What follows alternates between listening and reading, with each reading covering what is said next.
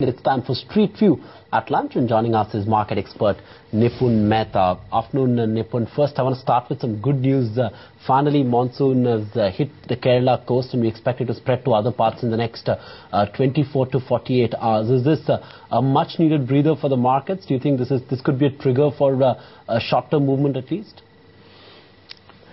Yes, I think monsoon is always a critical factor that is there as far as the domestic GDP growth is concerned, as well as clearly as far as market sentiment is concerned. And this is maybe a very small trigger that will probably for a day or two ensure that there is a prop.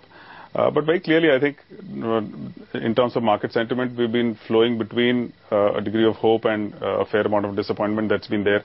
Hope on the fact that there could be an interest rate cut that could just come about.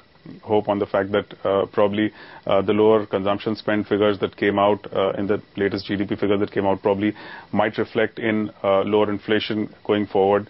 Hope that there could be just government policy measures that might come by. But there's very clearly disappointment that's all around again, whether it is lower GDP figures coming in from China or lack of growth coming in from or lack of any positive statements coming in from Europe or US. So I think between this hope and despair or disappointment, there is constant range-bound movement that we are seeing. I think monsoon is probably a small positive factor that is there that could prop the markets, but I think that volatility within that range-bound movement, given this hope and disappointment, would continue. Nipun, if the market is indeed working with that assumption that perhaps a rate cut is, in the pipeline sooner than later, in fact, some people are also talking about as to how it may come about in the June review as well of the credit policy. Do you think it would be sensible then to take at least trading bets when it comes to the financial space?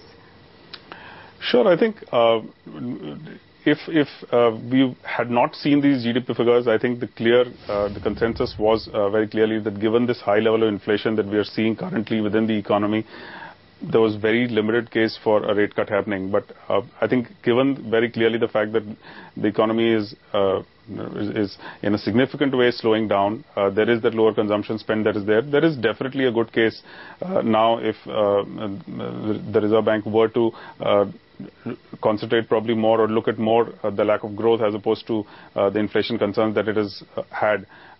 And there is a case then to look at rate sensitives. I think very clearly banking continues to stand out, and that's where you're seeing really a trigger happening as far as the entire sector is concerned, and that could probably also translate into the auto stocks, which have been seeing a degree of slowdown given the lower figures, lower volume figures that we've seen for the month of April and May. That could just turn around. So I think there is a case for any marginal cut that might be there as far as the interest rate is concerned.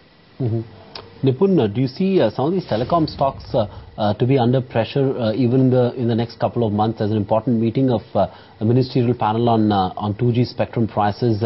What's your view on the telecom pack? Well, the fact that their margins have been under pressure is a given. Very clearly, most of the costs that a lot of these biggies had incurred as far as 3G is concerned is nowhere close to being recovered, even in the immediate term or probably in the medium term. So very clearly, revenues not coming in as per expectation as far as the 3G spend is concerned. But I think as far as 2G, again, there could be further strain for a lot of these companies who might want to buy further licenses, depending on what recommendations do actually come out.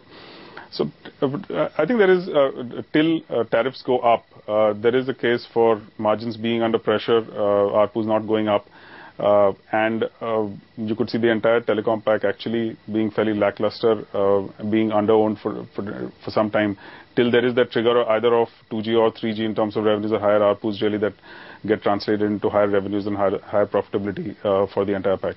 Nipun, what about autos? Because that is one pocket which seems to be struggling. Sure. I think very clearly March, as I've said on this channel earlier as well, I think March very clearly was higher volumes coming out of the fact that there were expectations of the price hikes that were there, plus a degree of higher sales as far as the year end is concerned. But very clearly, I think April and May have shown up, both for two-wheeler and the four-wheeler segment, to be slowing down. If you do continue to see interest rates at these levels, if you do see consumer spend sentiment being low, I think the June volumes also might not be as very optimistic. So you could see the entire April to June quarter being fairly lackluster for the entire pack. If there is a potential rate cut that is there in the offing in the immediate future, probably July could show a degree of turnaround. But at least in the short term, I do not see any significant leg up as far as the auto pack is concerned. But yes, I think very clearly, if you look at it from a 3 to 4 quarter perspective, clearly with expectation of rate cuts and resumption of consumption spending, or the expectation that if there is further crude oil price fall that could be there, or if there is a rupee appreciation that happens, if you do see fuel prices coming down, again, you could see that entire pack performing. But if you continue to see fuel prices at these current levels, again, that's why probably in the short term, limited upside, but yes, on a longer term basis, both the two and four-wheeler pack does look fairly good. Right. Nipun, also quick final call on the IT pack. Where would you invest? Would you continue to look at large cap IT stocks, or would you also look at some interesting names in the mid cap IT basket? I think the mid cap IT space does look a little more robust in comparison to what we've seen as far as the large cap space is concerned. Fair amount of uncertain margins is what we've really seen, or top line growth is what we've seen as far as the large cap companies are concerned. And that's something that, given the extent of continuing slowdown that we're seeing in US and Europe, probably that's something that could just continue in terms of the uncertainty.